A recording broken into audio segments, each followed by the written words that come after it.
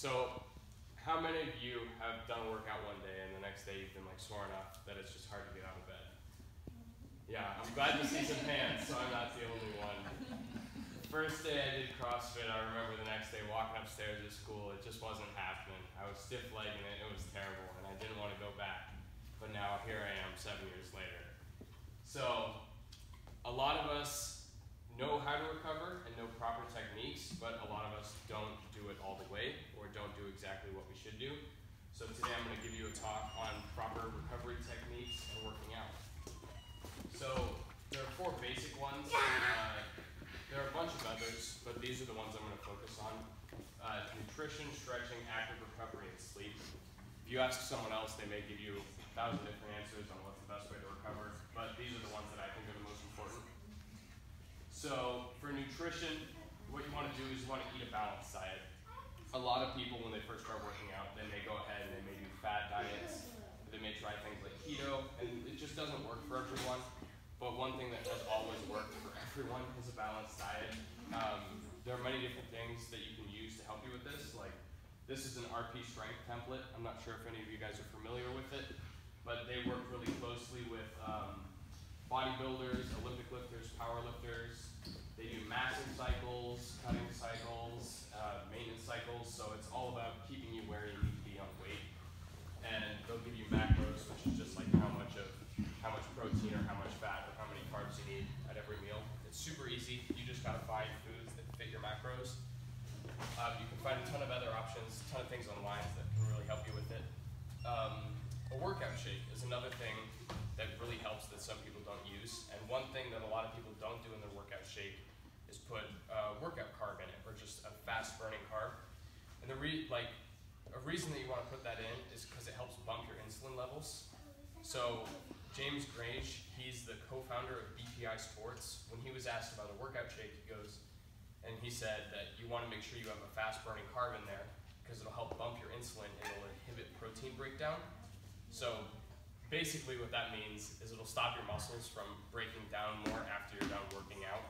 So it won't take nearly as long to recover because you're not healing as much damage necessarily. And you want to make sure you're eating plenty of carbs. That can also be pointing toward plenty of food overall. You just want to make sure you're eating enough for your body to recover. A lot of people that start working out, they'll eat less because they want to get results quick. But you really just got to take the time to get those results, so you want to make sure you're always eating enough to function. So stretching, this is another one that I know all of you are very familiar with. It must be your favorite activity by this point. One thing you want to do is you want to plan time for it. A lot of us, I know me in particular, I'll just say, oh, you know what? I'll have like 5 or 10 minutes afterwards. I'll stretch in that. And then I finish the workout, and then I make sure I beat Ethan. If I don't beat Ethan, I plan to beat Ethan later on. But you see, that's pretty time consuming. So maybe I'll have like 3 minutes left, and then I'll try and work on something, and then the next class is coming in, and I just have to leave. So you may want to make sure you plan time. Barbara Belote, she's a member of the International Federation of Bodybuilders. She was talking about this in an interview. She said, you want to make sure you plan at least 20 minutes for stretching. This all depends on age, but that's a general guideline. And she said you want to make sure you plan that time, because if you don't plan it, you're way more likely to skip it. And I know that's definitely the case for me. Another part of stretching that helps with recovery is it reduces injury risk. So if you're trying to keep working out and you're trying to make sure that you're able to work out over and over again, injury definitely doesn't help with that.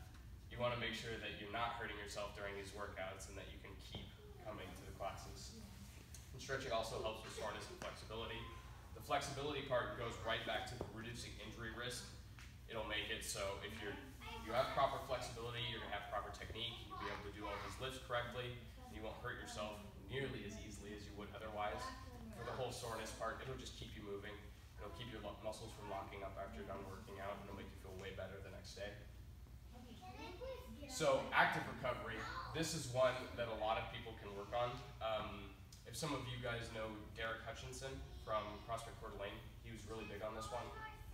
So basically the idea is that you want to go ahead and after you're done working out, you just want to move a little bit afterwards, because during the workout you might have had your heart rate up in the 120s or something like that, and then you just lay on the floor and you wait for it to come down.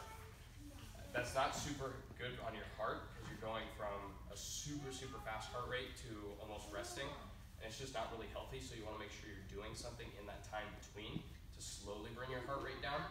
So the assault bike is a really good option. Just hop on there and slowly pedal for like 5 or so minutes.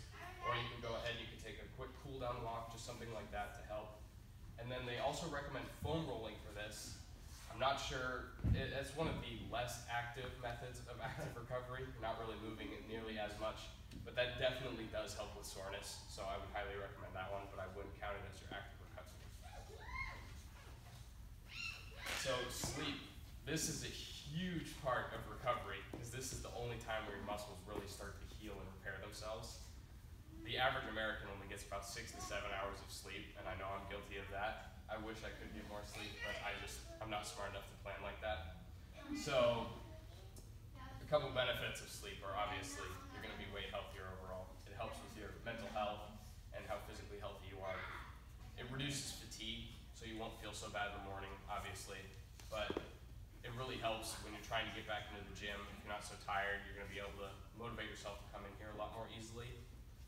And then one way that you can work on getting more sleep is by winding down.